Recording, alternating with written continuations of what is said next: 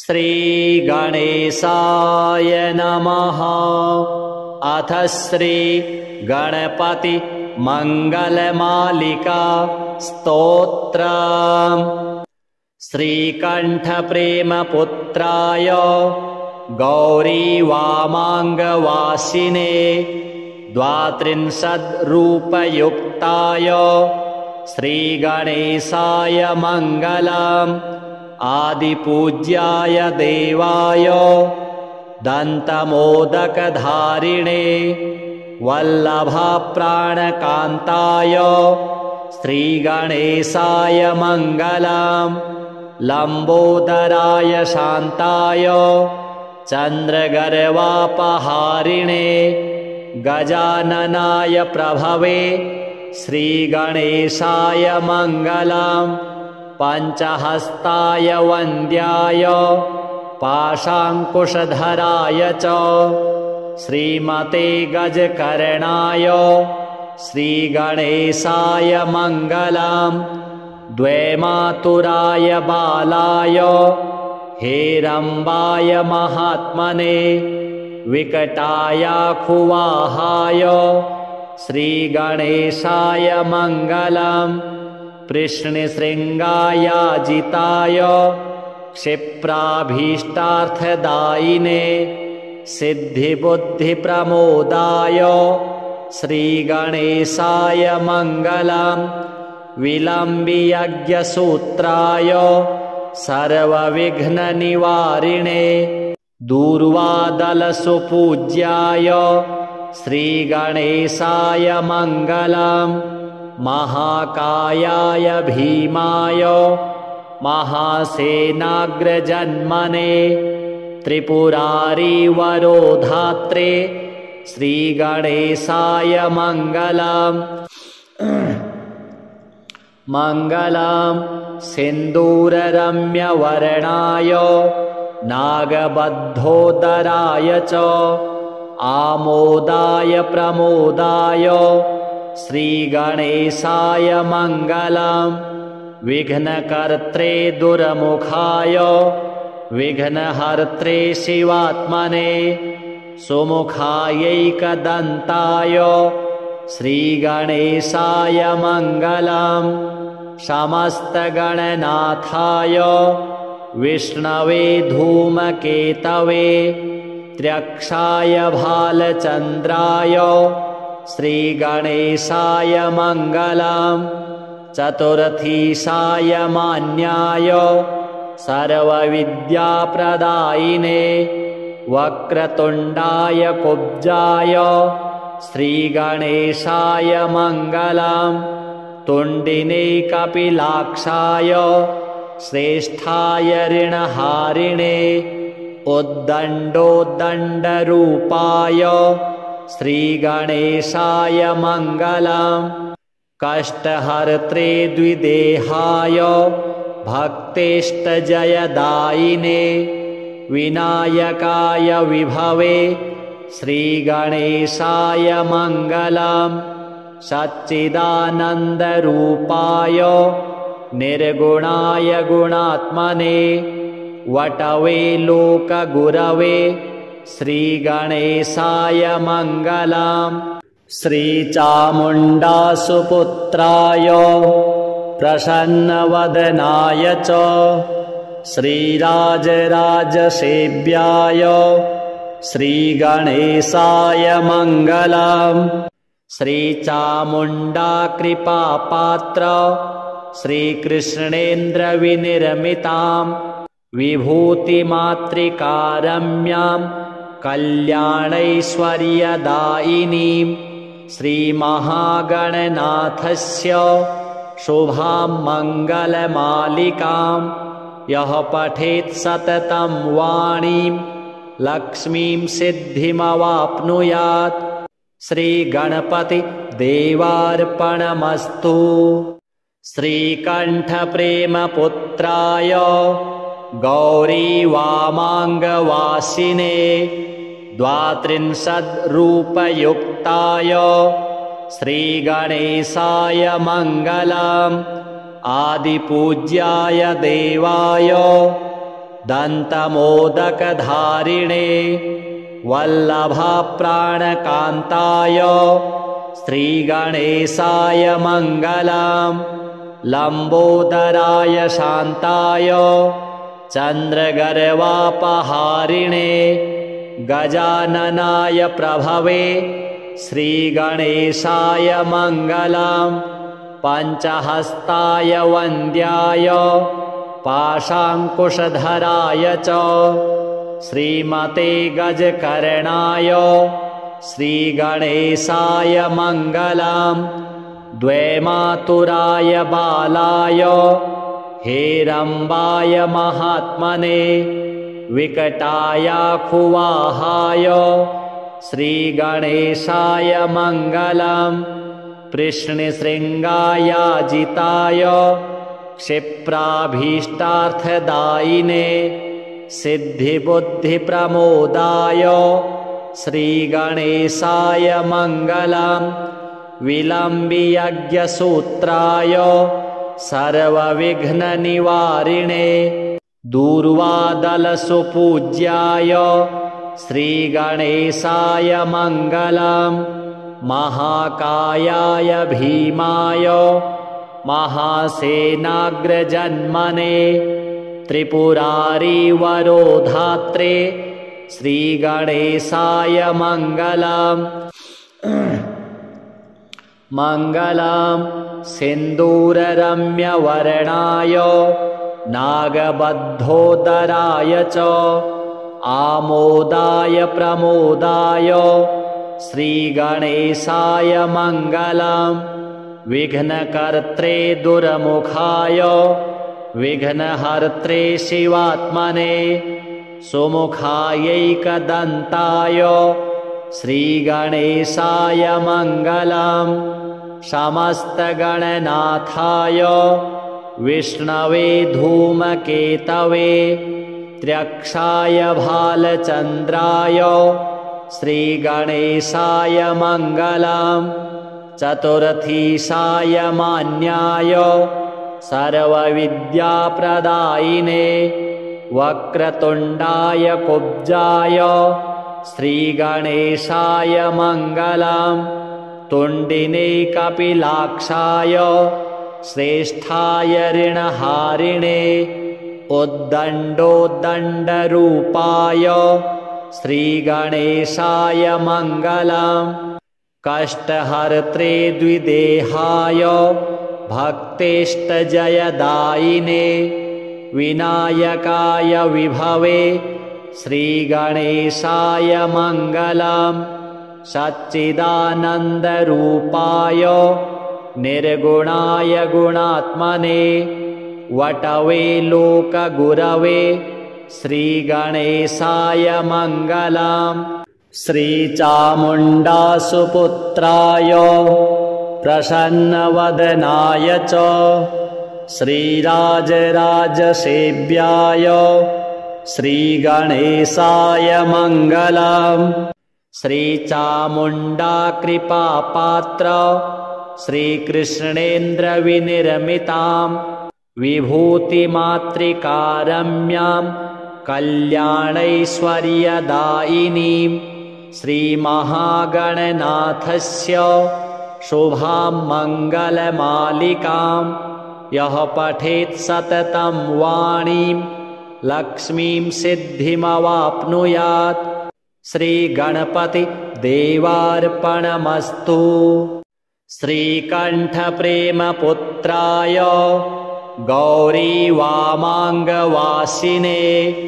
द्वात्रिंशद्रूपयुक्ताय श्रीगणेशाय मङ्गलम् आदिपूज्याय देवाय दन्तमोदकधारिणे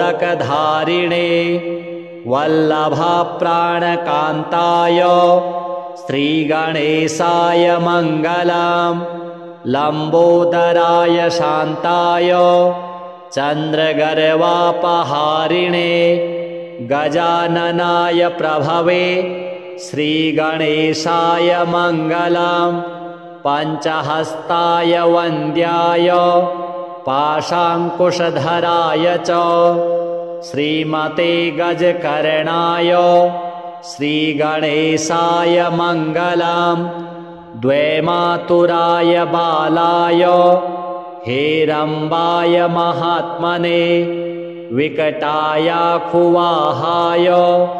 श्रीगणेशाय मङ्गलम् कृष्णशृङ्गायाजिताय क्षिप्राभीष्टार्थदायिने सिद्धिबुद्धिप्रमोदाय श्रीगणेशाय मङ्गलम् विलम्बियज्ञसूत्राय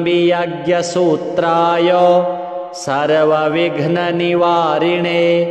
दूर्वादलसुपूज्याय श्रीगणेशाय मङ्गलम् महाकायाय भीमाय महासेनाग्रजन्मने त्रिपुरारिवरोधात्रे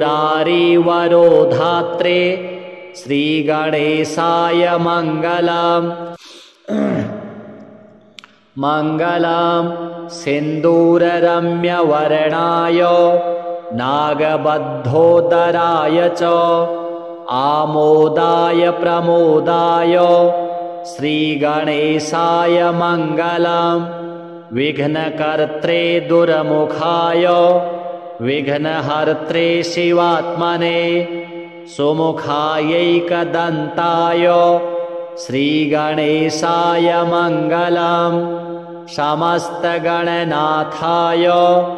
विष्णवे धूमकेतवे त्र्यक्षाय भालचन्द्राय श्रीगणेशाय मङ्गलम् चतुर्थीशाय मान्याय सर्वविद्याप्रदायिने वक्रतुण्डाय कुब्जाय श्रीगणेशाय मङ्गलम् तुण्डिने कपिलाक्षाय श्रेष्ठाय ऋणहारिणे उद्दण्डोद्दण्डरूपाय श्रीगणेशाय मङ्गलम् कष्टहर्त्रे द्विदेहाय भक्तेष्टजयदायिने विनायकाय विभवे श्रीगणेशाय मङ्गलम् सच्चिदानन्दरूपाय निर्गुणाय गुणात्मने वटवे लोकगुरवे श्रीगणेशाय मङ्गलम् श्रीचामुण्डासुपुत्राय प्रसन्नवदनाय च श्रीराजराजसेव्याय श्रीगणेशाय मङ्गलम् श्रीचामुण्डाकृपापात्र श्रीकृष्णेन्द्रविनिर्मितां विभूतिमातृकारम्यां कल्याणैश्वर्यदायिनीं श्रीमहागणनाथस्य शुभां मङ्गलमालिकां यः पठेत् सततं वाणीं लक्ष्मीं सिद्धिमवाप्नुयात् श्रीगणपति देवार्पणमस्तु। श्रीकण्ठप्रेमपुत्राय गौरीवामाङ्गवासिने द्वात्रिंशद्रूपयुक्ताय श्रीगणेशाय मङ्गलम् आदिपूज्याय देवाय दन्तमोदकधारिणे वल्लभप्राणकान्ताय श्रीगणेशाय मङ्गलम् लम्बोदराय शान्ताय चन्द्रगर्वापहारिणे गजाननाय प्रभवे श्रीगणेशाय मङ्गलम् पञ्चहस्ताय वन्द्याय पाशाङ्कुशधराय च श्रीमते गजकर्णाय श्रीगणेशाय मङ्गलम् द्वैमातुराय बालाय हेरम्बाय महात्मने विकटायाखुवाहाय श्रीगणेशाय मङ्गलम् कृष्णशृङ्गायाजिताय क्षिप्राभीष्टार्थदायिने सिद्धिबुद्धिप्रमोदाय श्रीगणेशाय मङ्गलम् विलम्बियज्ञसूत्राय सर्वविघ्ननिवारिणे दूर्वादलसुपूज्याय श्रीगणेशाय मङ्गलम् महाकायाय भीमाय महासेनाग्रजन्मने त्रिपुरारिवरोधात्रे श्रीगणेशाय मङ्गलम् मङ्गलम् सिन्दूररम्यवर्णाय नागबद्धोदराय च आमोदाय प्रमोदाय श्रीगणेशाय मङ्गलम् विघ्नकर्त्रे दुर्मुखाय विघ्नहर्त्रे शिवात्मने सुमुखायैकदन्ताय श्रीगणेशाय मङ्गलम् समस्तगणनाथाय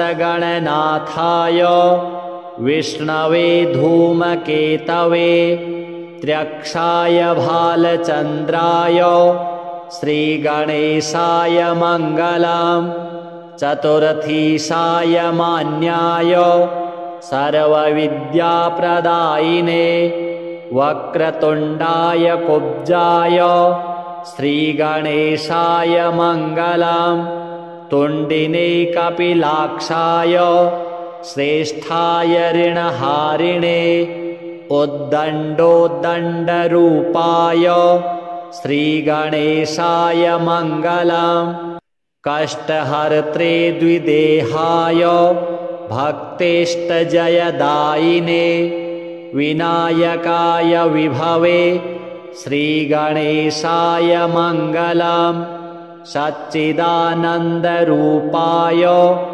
निर्गुणाय गुणात्मने वटवे लोकगुरवे श्रीगणेशाय मङ्गलम् श्रीचामुण्डासुपुत्राय प्रसन्नवदनाय च श्रीराजराजसेव्याय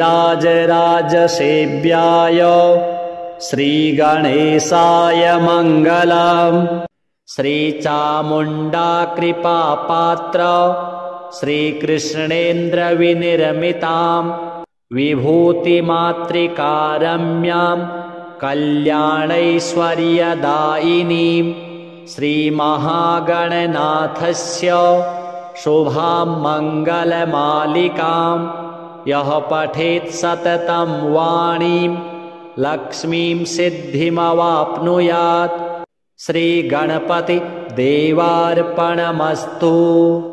श्रीकण्ठप्रेमपुत्राय गौरीवामाङ्गवासिने द्वात्रिंशद्रूपयुक्ताय श्रीगणेशाय मङ्गलम् आदिपूज्याय देवाय दन्तमोदकधारिणे वल्लभप्राणकान्ताय श्रीगणेशाय मङ्गलम् लम्बोदराय शान्ताय चन्द्रगर्वापहारिणे गजाननाय प्रभवे श्रीगणेशाय मङ्गलम् पञ्चहस्ताय वन्द्याय पाशाङ्कुशधराय च श्रीमते गजकर्णाय श्रीगणेशाय मङ्गलम् द्वैमातुराय बालाय हेरम्बाय महात्मने विकटायाखुवाहाय श्रीगणेशाय मङ्गलम् कृष्णशृङ्गायाजिताय क्षिप्राभीष्टार्थदायिने सिद्धिबुद्धिप्रमोदाय श्रीगणेशाय मङ्गलम् विलम्बियज्ञसूत्राय सर्वविघ्ननिवारिणे दूर्वादलसुपूज्याय श्रीगणेशाय मङ्गलम् महाकायाय भीमाय महासेनाग्रजन्मने त्रिपुरारिवरोधात्रे श्रीगणेशाय मङ्गलम् मङ्गलं सिन्दूररम्यवर्णाय नागबद्धोदराय च आमोदाय प्रमोदाय श्रीगणेशाय मङ्गलं विघ्नकर्त्रे दुर्मुखाय विघ्नहर्त्रे शिवात्मने सुमुखायैकदन्ताय श्रीगणेशाय मङ्गलं समस्तगणनाथाय विष्णवे धूमकेतवे त्र्यक्षाय भालचन्द्राय श्रीगणेशाय मङ्गलं चतुर्थीशाय मान्याय सर्वविद्याप्रदायिने वक्रतुण्डाय कुब्जाय श्रीगणेशाय मङ्गलं तुण्डिने कपिलाक्षाय श्रेष्ठाय ऋणहारिणे उद्दण्डोद्दण्डरूपाय श्रीगणेशाय मङ्गलं कष्टहर्त्रे द्विदेहाय भक्तेष्टजयदायिने विनायकाय विभवे श्रीगणेशाय मङ्गलं सच्चिदानन्दरूपाय निर्गुणाय गुणात्मने वटवे लोकगुरवे श्रीगणेशाय मङ्गलं श्रीचामुण्डासुपुत्राय प्रसन्नवदनाय च श्रीराजराजसेव्याय श्रीगणेशाय मङ्गलं श्रीचामुण्डाकृपापात्र श्रीकृष्णेन्द्रविनिर्मितां विभूतिमातृकारम्यां कल्याणैश्वर्यदायिनीं श्रीमहागणनाथस्य शुभां मङ्गलमालिकां यः पठेत् सततं वाणीं लक्ष्मीं सिद्धिमवाप्नुयात् श्रीगणपतिदेवार्पणमस्तु। श्रीकण्ठप्रेमपुत्राय गौरीवामाङ्गवासिने द्वात्रिंशद्रूपयुक्ताय श्रीगणेशाय मङ्गलम् आदिपूज्याय देवाय दन्तमोदकधारिणे वल्लभप्राणकान्ताय श्रीगणेशाय मङ्गलम् लम्बोदराय शान्ताय चन्द्रगर्वापहारिणे गजाननाय प्रभवे श्रीगणेशाय मङ्गलम् पञ्चहस्ताय वन्द्याय पाशाङ्कुशधराय च श्रीमते गजकर्णाय श्रीगणेशाय मङ्गलम् द्वैमातुराय बालाय हेरम्बाय महात्मने विकटायाखुवाहाय श्रीगणेशाय मङ्गलम् कृष्णशृङ्गायाजिताय क्षिप्राभीष्टार्थदायिने सिद्धिबुद्धिप्रमोदाय श्रीगणेशाय मङ्गलम् विलम्बियज्ञसूत्राय सर्वविघ्ननिवारिणे दूर्वादलसुपूज्याय श्रीगणेशाय मङ्गलम् महाकायाय भीमाय महासेनाग्रजन्मने त्रिपुरारिवरोधात्रे श्रीगणेशाय मङ्गलम् मङ्गलं सिन्दूररम्यवर्णाय नागबद्धोदराय च आमोदाय प्रमोदाय श्रीगणेशाय मङ्गलं विघ्नकर्त्रे दुर्मुखाय विघ्नहर्त्रे शिवात्मने सुमुखायैकदन्ताय श्रीगणेशाय मङ्गलं समस्तगणनाथाय विष्णवे धूमकेतवे त्र्यक्षाय भालचन्द्राय श्रीगणेशाय मङ्गलम् चतुर्थीशाय मान्याय सर्वविद्याप्रदायिने वक्रतुण्डाय कुब्जाय श्रीगणेशाय मङ्गलम् तुण्डिने कपिलाक्षाय श्रेष्ठाय ऋणहारिणे उद्दण्डोद्दण्डरूपाय श्रीगणेशाय मङ्गलम् कष्टहर्त्रे द्विदेहाय भक्तेष्टजयदायिने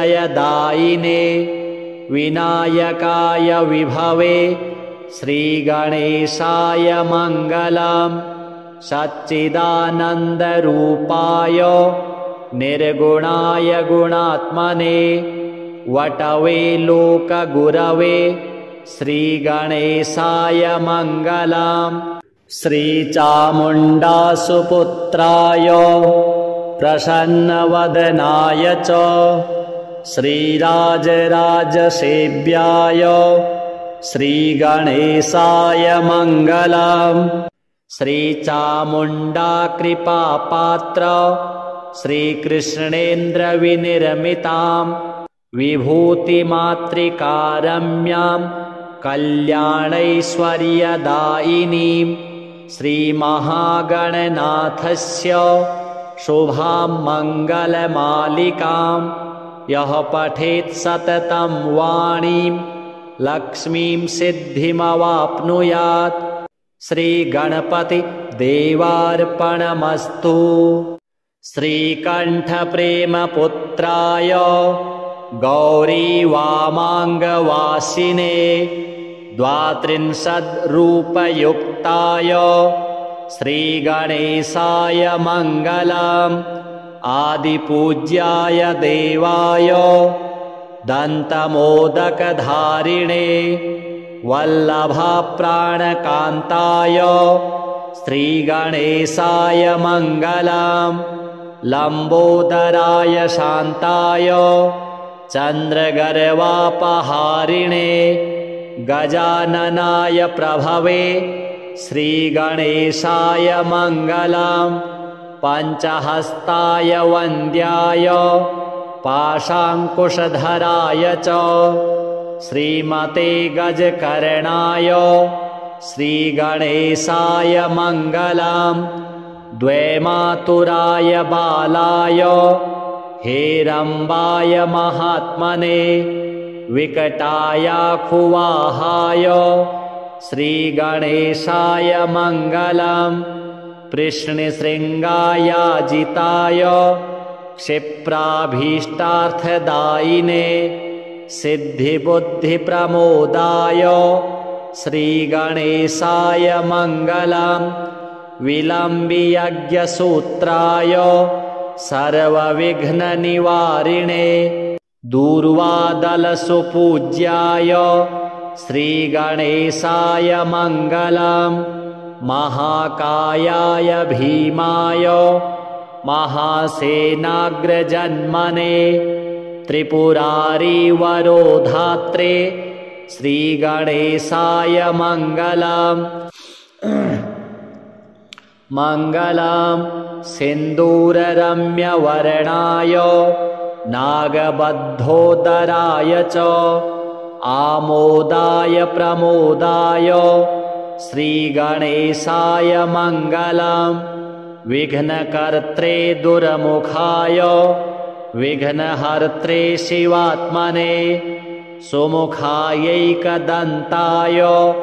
श्रीगणेशाय मङ्गलम् समस्तगणनाथाय विष्णवे धूमकेतवे त्र्यक्षाय भालचन्द्राय श्रीगणेशाय मङ्गलम् चतुर्थीशाय मान्याय सर्वविद्याप्रदायिने वक्रतुण्डाय कुब्जाय श्रीगणेशाय मङ्गलम् तुण्डिने कपिलाक्षाय श्रेष्ठाय ऋणहारिणे उद्दण्डोद्दण्डरूपाय श्रीगणेशाय मङ्गलम् कष्टहर्त्रे द्विदेहाय भक्तेष्टजयदायिने विनायकाय विभवे श्रीगणेशाय मङ्गलम् सच्चिदानन्दरूपाय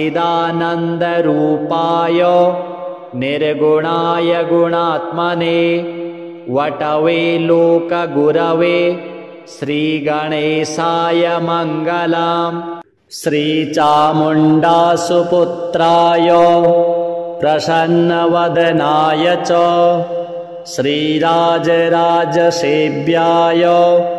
श्रीगणेशाय मङ्गलम् श्रीचामुण्डाकृपापात्र श्रीकृष्णेन्द्रविनिर्मितां विभूतिमातृकारम्यां कल्याणैश्वर्यदायिनीं श्रीमहागणनाथस्य शुभां मङ्गलमालिकां यः पठेत् सततं वाणीं लक्ष्मीं सिद्धिमवाप्नुयात् श्रीगणपति देवार्पणमस्तु। श्रीकण्ठप्रेमपुत्राय गौरीवामाङ्गवासिने 32रूपयुक्ताय श्रीगणेशाय मङ्गलम् आदिपूज्याय देवाय दन्तमोदकधारिणे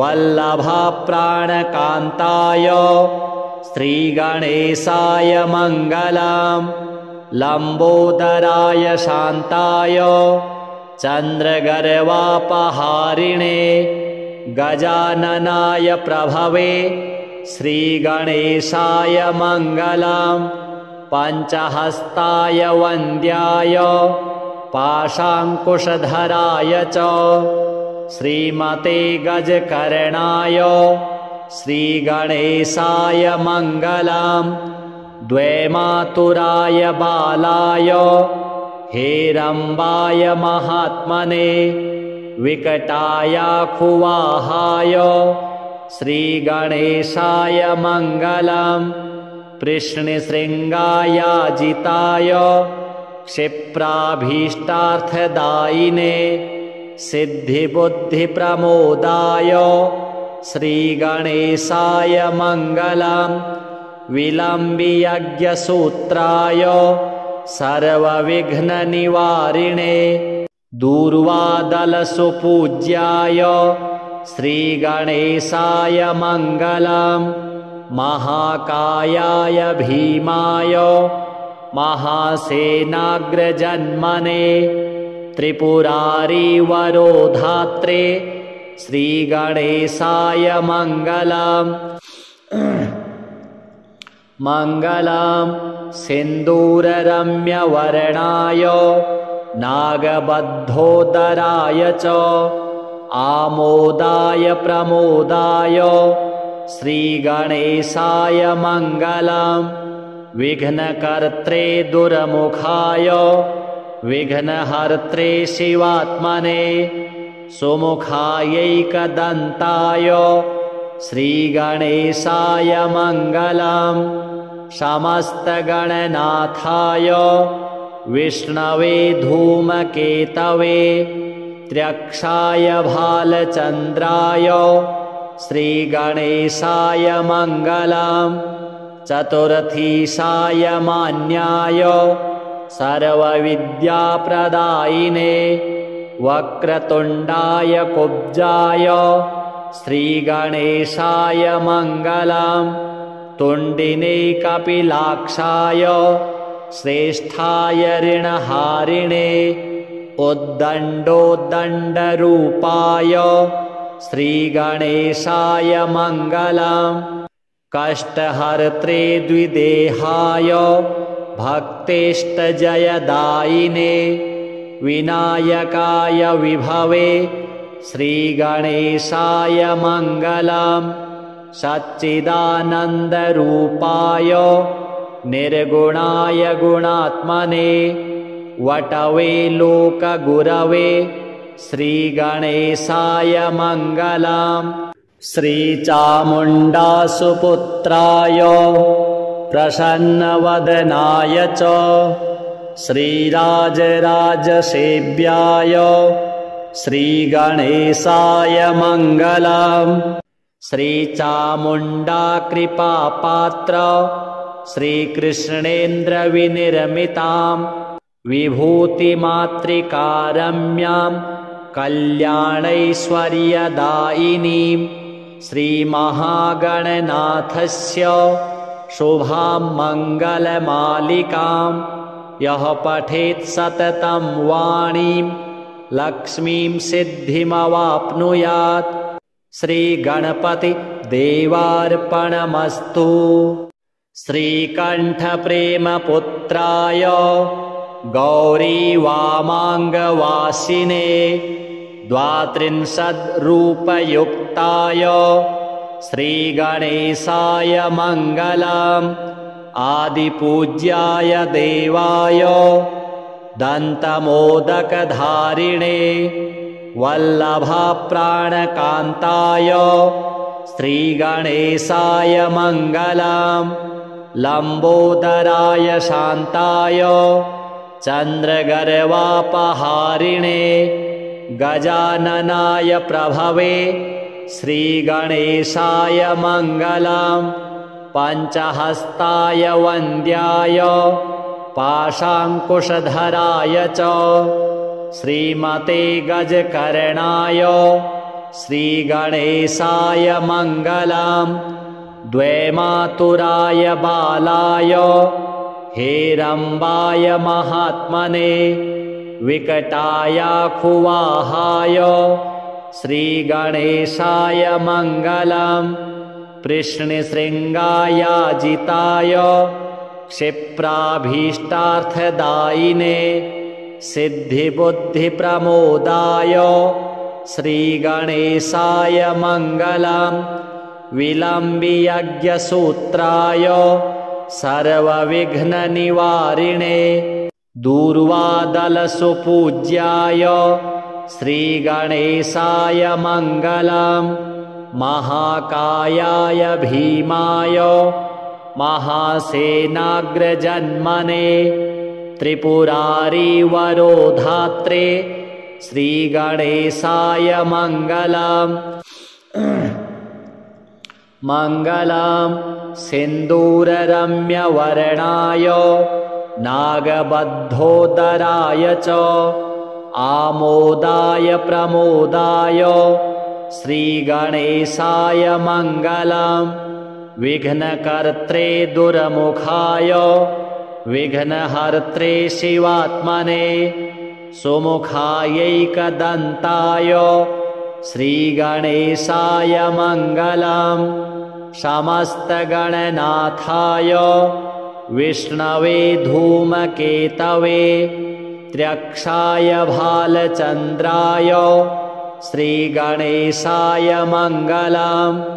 चतुर्थीशाय मान्याय सर्वविद्याप्रदायिने वक्रतुण्डाय कुब्जाय श्रीगणेशाय मङ्गलम्। तुण्डिने कपिलाक्षाय श्रेष्ठाय ऋणहारिणे उद्दण्डोद्दण्डरूपाय श्रीगणेशाय मङ्गलम्। कष्टहर्त्रे द्विदेहाय भक्तेष्टजयदायिने विनायकाय विभवे श्रीगणेशाय मङ्गलम्। सच्चिदानन्दरूपाय निर्गुणाय गुणात्मने वटवे लोकगुरवे श्रीगणेशाय मङ्गलम्। श्रीचामुण्डासुपुत्राय प्रसन्नवदनाय च श्रीराजराजसेव्याय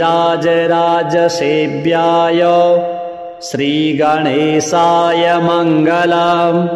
श्रीचामुण्डा कृपापात्र श्रीकृष्णेन्द्रविनिर्मितां विभूतिमातृकारम्यां कल्याणैश्वर्यदायिनीं श्रीमहागणनाथस्य शुभां मङ्गलमालिकां यः पठेत् सततं वाणीं लक्ष्मीं सिद्धिमवाप्नुयात्। श्रीगणपति देवार्पणमस्तु। श्रीकण्ठप्रेमपुत्राय गौरीवामाङ्गवासिने 32रूपयुक्ताय श्रीगणेशाय मङ्गलम्। आदिपूज्याय देवाय दन्तमोदकधारिणे वल्लभप्राणकान्ताय श्रीगणेशाय मङ्गलम्। लम्बोदराय शान्ताय चन्द्रगर्वापहारिणे गजाननाय प्रभवे श्रीगणेशाय मङ्गलम्। पञ्चहस्ताय वन्द्याय पाशाङ्कुशधराय च श्रीमते गजकर्णाय श्रीगणेशाय मङ्गलम्। द्वैमातुराय बालाय हेरम्बाय महात्मने विकटायाखुवाहाय श्रीगणेशाय मङ्गलम्। कृष्णशृङ्गायाजिताय क्षिप्राभीष्टार्थदायिने सिद्धिबुद्धिप्रमोदाय श्रीगणेशाय मङ्गलम्। विलम्बियज्ञसूत्राय सर्वविघ्ननिवारिणे दूर्वादलसुपूज्याय श्रीगणेशाय मङ्गलम्। महाकायाय भीमाय महासेनाग्रजन्मने त्रिपुरारिवरोधात्रे श्रीगणेशाय मङ्गलम्। मङ्गलम् सिन्दूररम्यवर्णाय नागबद्धोदराय च आमोदाय प्रमोदाय श्रीगणेशाय मङ्गलम्। विघ्नकर्त्रे दुर्मुखाय विघ्नहर्त्रे शिवात्मने सुमुखायैकदन्ताय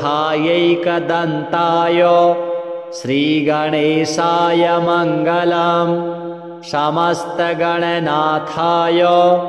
विष्णवे धूमकेतवे त्र्यक्षाय भालचन्द्राय श्रीगणेशाय मङ्गलम्। चतुर्थीशाय मान्याय सर्वविद्याप्रदायिने वक्रतुण्डाय कुब्जाय श्रीगणेशाय मङ्गलम्। तुण्डिने कपिलाक्षाय श्रेष्ठाय ऋणहारिणे उद्दण्डोद्दण्डरूपाय श्रीगणेशाय मङ्गलम्। कष्टहर्त्रे द्विदेहाय भक्तेष्टजयदायिने विनायकाय विभवे श्रीगणेशाय मङ्गलम्। सच्चिदानन्दरूपाय निर्गुणाय गुणात्मने वटवे लोकगुरवे श्रीगणेशाय मङ्गलम्। श्रीचामुण्डासुपुत्राय प्रसन्नवदनाय च श्रीराजराजसेव्याय श्रीगणेशाय मङ्गलम्। श्रीचामुण्डाकृपापात्र श्रीकृष्णेन्द्रविनिर्मितां विभूतिमातृकारम्यां कल्याणैश्वर्यदायिनीं श्रीमहागणनाथस्य शुभां मङ्गलमालिकां यः पठेत् सततं वाणीं लक्ष्मीं सिद्धिमवाप्नुयात्। श्रीगणपति देवार्पणमस्तु। श्रीकण्ठप्रेमपुत्राय गौरीवामाङ्गवासिने द्वात्रिंशद्रूपयुक्ताय श्रीगणेशाय मङ्गलम्। आदिपूज्याय देवाय दन्तमोदकधारिणे वल्लभप्राणकान्ताय श्रीगणेशाय मङ्गलम्। लम्बोदराय शान्ताय चन्द्रगर्वापहारिणे गजाननाय प्रभवे श्रीगणेशाय मङ्गलम्। पञ्चहस्ताय वन्द्याय पाशाङ्कुशधराय च श्रीमते गजकर्णाय श्रीगणेशाय मङ्गलम्। द्वैमातुराय बालाय हेरम्बाय महात्मने विकटायाखुवाहाय श्रीगणेशाय मङ्गलम्। कृष्णशृङ्गायाजिताय क्षिप्राभीष्टार्थदायिने सिद्धिबुद्धिप्रमोदाय श्रीगणेशाय मङ्गलम्। विलम्बियज्ञसूत्राय सर्वविघ्ननिवारिणे दूर्वादलसुपूज्याय श्रीगणेशाय मङ्गलम्। महाकायाय भीमाय महासेनाग्रजन्मने त्रिपुरारिवरोधात्रे श्रीगणेशाय मङ्गलम्। मङ्गलम् सिन्दूररम्यवर्णाय नागबद्धोदराय च आमोदाय प्रमोदाय श्रीगणेशाय मङ्गलम्। विघ्नकर्त्रे दुर्मुखाय विघ्नहर्त्रे शिवात्मने सुमुखायैकदन्ताय श्रीगणेशाय मङ्गलम्। समस्तगणनाथाय विष्णवे धूमकेतवे त्र्यक्षाय भालचन्द्राय श्रीगणेशाय मङ्गलम्। चतुर्थीशाय मान्याय सर्वविद्याप्रदायिने वक्रतुण्डाय कुब्जाय श्रीगणेशाय मङ्गलम्। तुण्डिने कपिलाक्षाय श्रेष्ठाय ऋणहारिणे उद्दण्डोद्दण्डरूपाय श्रीगणेशाय मङ्गलम्। कष्टहर्त्रे द्विदेहाय भक्तेष्टजयदायिने विनायकाय विभवे श्रीगणेशाय मङ्गलम्। सच्चिदानन्दरूपाय निर्गुणाय गुणात्मने वटवे लोकगुरवे श्रीगणेशाय मङ्गलम्। श्रीचामुण्डासुपुत्राय प्रसन्नवदनाय च श्रीराजराजसेव्याय श्रीगणेशाय मङ्गलम्।